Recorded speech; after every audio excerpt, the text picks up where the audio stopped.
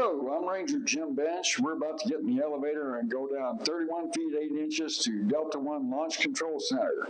Come along.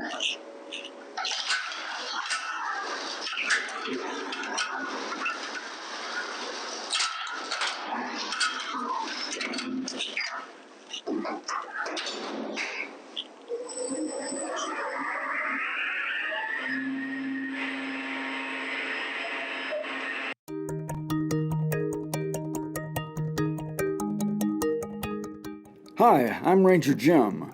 I served in the Air Force as a missileer from 1971 to 1975.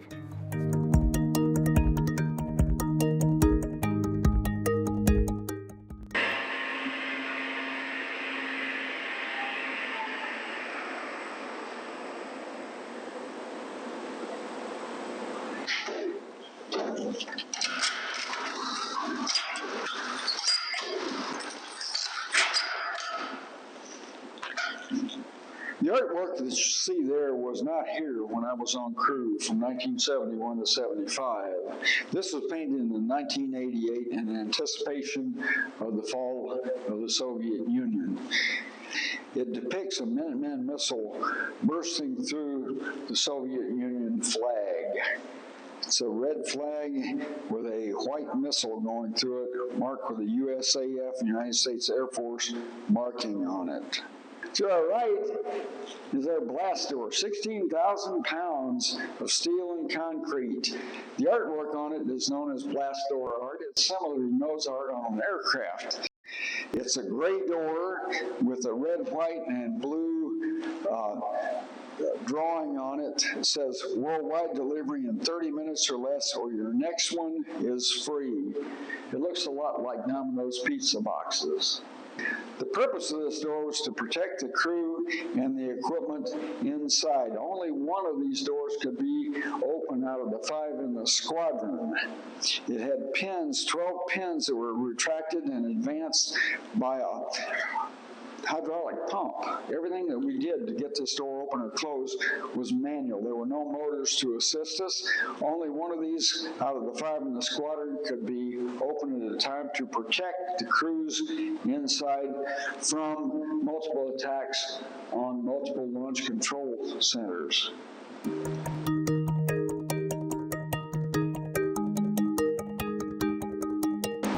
As you can see, the door is quite massive. It's about 3.5 feet thick, 3/4 inch steel plate sandwiched with concrete. To the right here, you have the No Loan Zone 2-man concept mandatory sign. What that meant, the No Loan Zone of the 2-man concept stated that anytime you're dealing with nuclear weapons, you have to have 2 persons trained in the task to be performed, both present and watching the other person. That was true here as long as the door was open, if the door were open, or if we had anybody but the on-duty crew inside and the door was closed. The safing, sealing, and locks in there protected us against any tampering by the crew member who was awake. Come on in, let's take a look.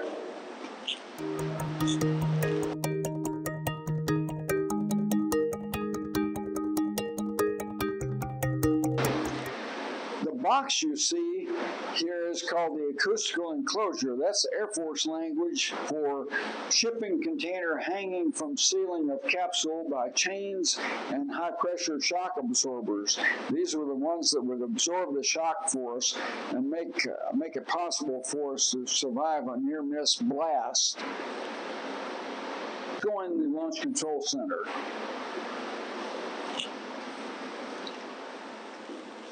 As we enter the capsule, the first thing you notice on the right is our toilet.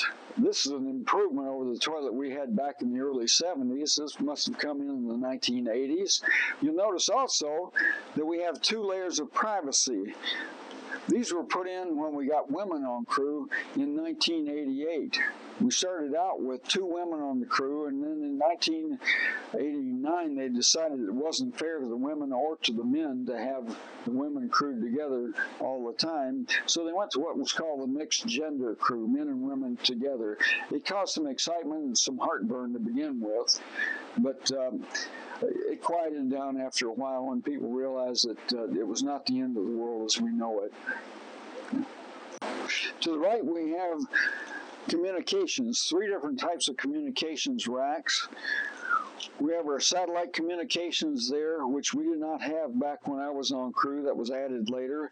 The survivable low-frequency communications, this is submarine communications, very low frequency, waves that traveled at or below the surface of the land or water, 60-foot tall waves. We could not transmit on this, but we receive it. Very accurate, but very slow. The receiver for it is that device at the deputy's eye level above their console there, a teleprinter. So that was the communications rack for that, and this was SACDIN, SAC Digital Information Network, which was also not here when I was here. On this side, we've got our emergency air conditioning unit, which would operate if the topside air conditioning unit failed or was taken out of commission. We had a snack area here, a refrigerator, a microwave oven. Back in my day, we had a toaster oven and an area to store our utensils and snacks, whatever. You'll notice the coffee pot here. 2 things about it. First of all, the size. Coffee was a huge commodity for us. Remember, I told you that one of us could sleep. Well, the person that had the tour from 4 o'clock in the morning till 9 or 10 for changeover in the morning, along about 5 o'clock in the morning, it got very, very difficult to stay awake. So the coffee was very, very valuable to us. You notice also it's very tightly strapped in there. We did not want any loose objects flying. If we were to get one of those shock waves coming through here during a war and start throwing pieces of equipment around, you didn't want to be taken out by your own coffee pot, in other words. This is the deputy commander's position. They would sit here anytime both crew members were awake. If only one crew member was awake, they would sit at the commander's console. We'll talk about it in just a minute. The first thing that jumps into mind is the red box up here. That gets people's attention right away. There are 2 locks on it.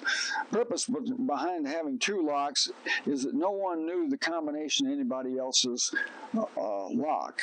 So we could sleep without fear that the other person was playing with the authenticators, the sealed authenticators.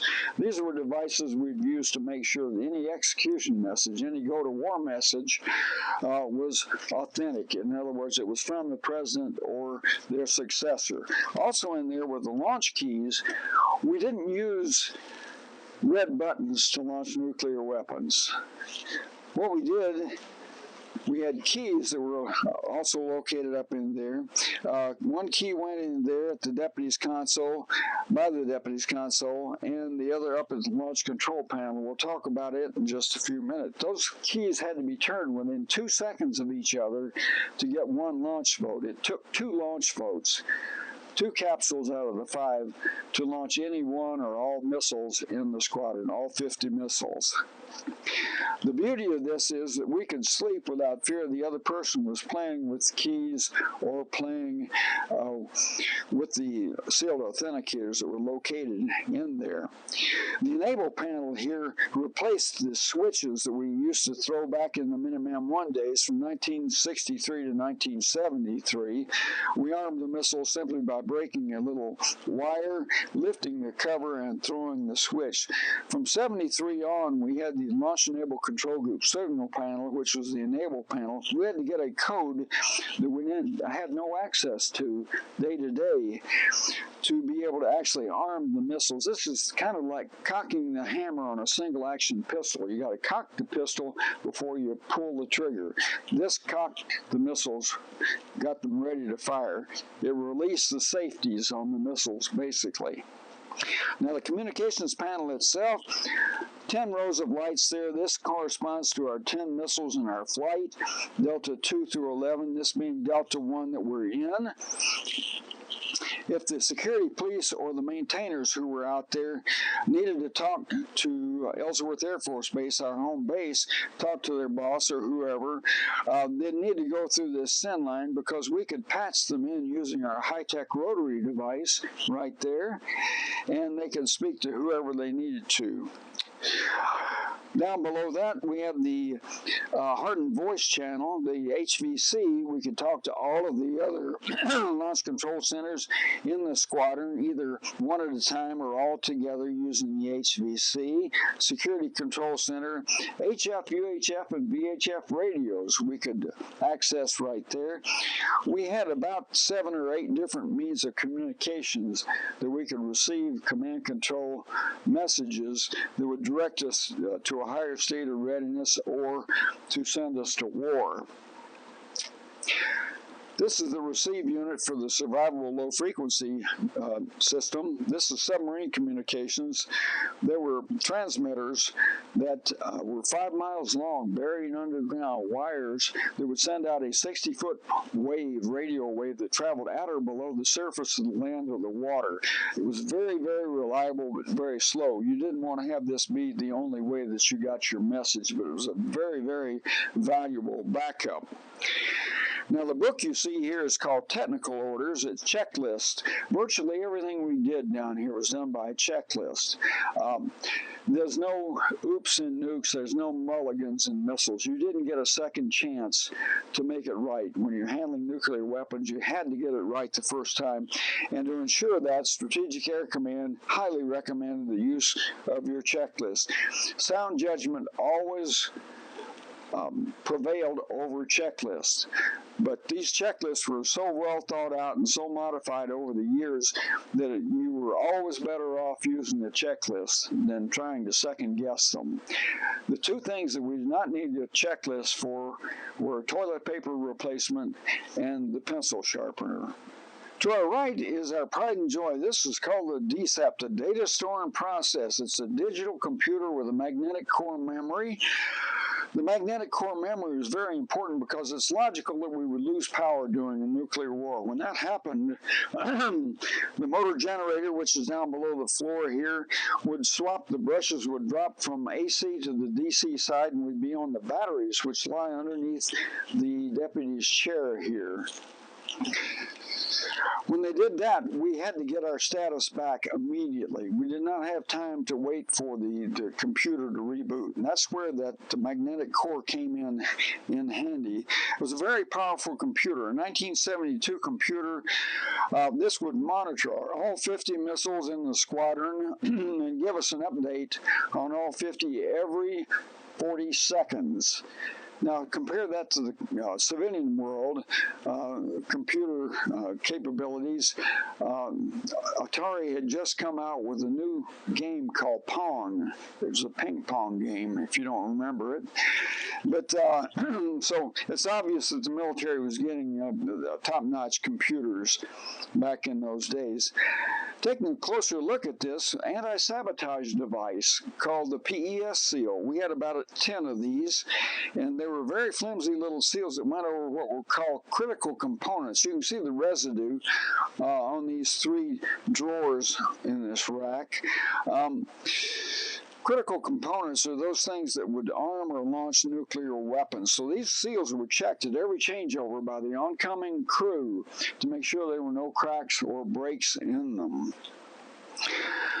With this computer, as I mentioned, we could monitor the status of all 50 missiles, anything that happened out, any status changes. We would get a printout, an alarm bell or buzzer, and light or lights on it at the MSIP, the Missile Status Indicator Panel, that blue board up at the commander's console, and we'll discuss it more here in just a few minutes. The equipment here was peripheral to the computer. If we'd like to step forward, we'll check out the bunk. We generally got anywhere from 6 to 8 hours of rest or sleep a night. The straps are not to hold our bodies in. They're to keep the mattress from flying off and hitting the deputy in the head in case of a shock wave coming through. It's a lot fancier than the one that we had back in the early 70s. And another couple of examples of improvements they made along the way were the acoustic padding on the ceiling to cut down the noise a little bit, and the commercial carpeting on the floor, which replaced chipped, highly polished linoleum squares back in my day. Well, let's step forward to the commander's console.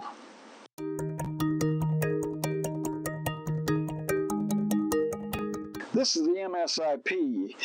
There are 10 rows of lights here, one each for the 10 missiles in our flight, Delta 2 through 11, this being Delta-01 once again.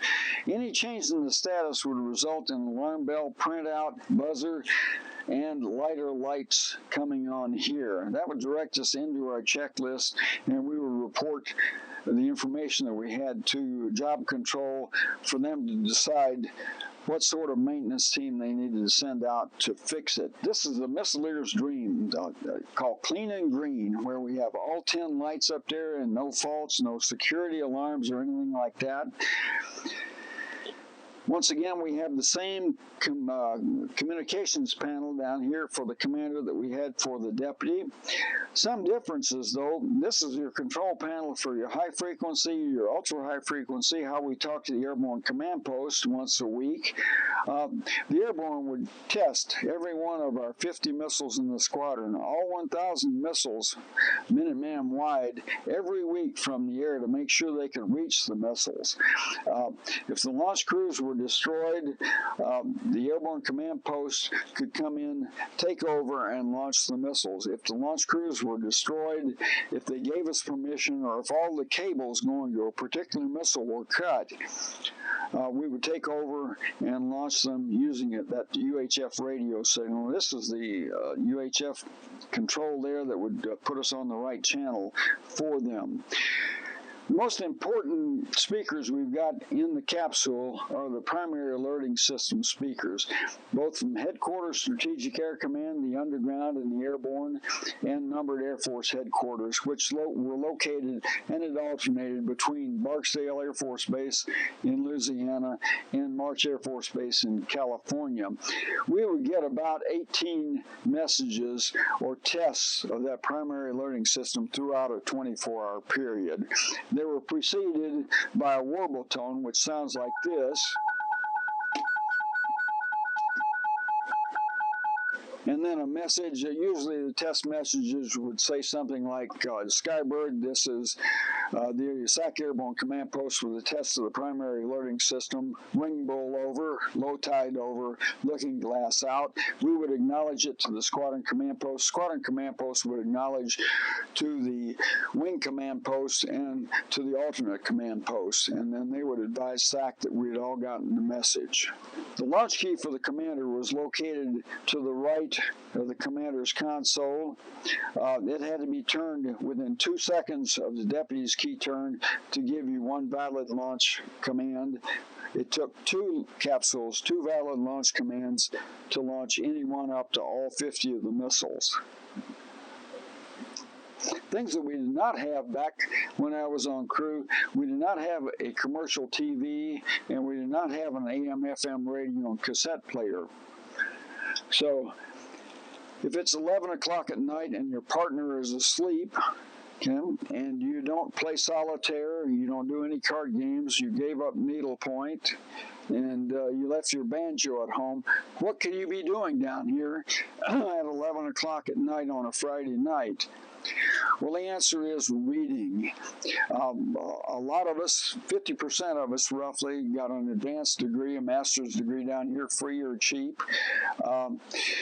You could work on professional military education, take Air Command and Staff Air War College, Squadron Officer School down here. A lot of us completed that. Or you could read for pleasure. If you weren't a reader, this could be a really tough assignment for 4 years. Once a missile received 2 valid launch votes, it would ultimately respond by going into what's called terminal countdown. Terminal countdown took less than a minute, and this is how it would have gone. Okay, enabled, and that would be enabled all the way across the board, all missiles at the same time. Launch commanded, 1 launch vote has been received. Launch in process, 2 launch votes received. Interzone security, when the 90-ton launcher closure door separates and starts rolling back away from the missile, you get an interzone security light. And then outer zone is the radar picks up the movement of that door. And then ultimately, missile stage 1 fires, and as it lifts up, it separates the lower umbilical, and you get a missile away light. As the missiles launched, we'd make a grease missile mark down through each one, so if we lost power, we would know which missiles had launched.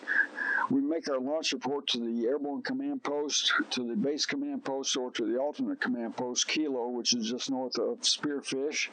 We'd be buckling in also at this time, tightening down our seat belts, even tighter than they were before, waiting for incoming Soviet weapons, and whack. We get smacked with one of those 10 megaton bombs. We're thrashing around here, going stop to stop on the shock isolators there, and the paneling, acoustic paneling is falling down around us there, and dust is settling in. But what happens is they hit wall drug, destroying the world's finest collection of jackalopes. But we're still alive. But the bad news is, more than likely, either the building topside is collapsed and is down in the elevator shaft, or the elevator shaft itself has been destroyed and it's blocking our way out. Are we doomed to be entombed and found by archaeologists 2,000 years from now? Maybe not. We have an escape hatch right up here. It's a 544-pound steel door which leads to a 3-foot corrugated steel tube filled with sand, and it ends 5 feet below the surface out between the little culvert and the flagpole. I hand him the wrench there, and he hops up there and starts wrenching away on the retaining strap on that huge door. We know it's very dangerous. Those doors have not been opened from the inside ever, any of the 100 original ones that were built. So after a number of minutes there, the door releases and it flops back and the sand comes pouring out. It goes down between the acoustical enclosure here, the launch control center, and the wall of the capsule, so it's not pouring in on us. And my deputy is up there with a shovel, and he's shoveling away at that, and I've got to decide, what do we need down here? We're going to need air, we're going to need water, and what else? We're going to need food, okay? Well, the food and the water are under the panel here, the floor panel, along with a number of other things like first aid kits, flashlights, inflatable pillows. We've got a Geiger counter probably, but no protective suits. So if we get topside there, we're going to be in whatever clothing we're in. So we want to back off the speed on getting out of here a little bit. We've got 7 days of everything we need, including air. We've got an oxygen regeneration unit back in the back by those 2 black cases, potassium superoxide canisters, and a blower that's hand activated. You have to crank that thing 2 hours out of 24 to suck the CO2 out of the air and replace it with oxygen. So we get that set up, and I'm cranking on that, and my deputy's up there digging away, and then I'm digging, and he's cranking. About 4 days later, he pops out by the flag, calls down, and we head back to Ellsworth to see what's left.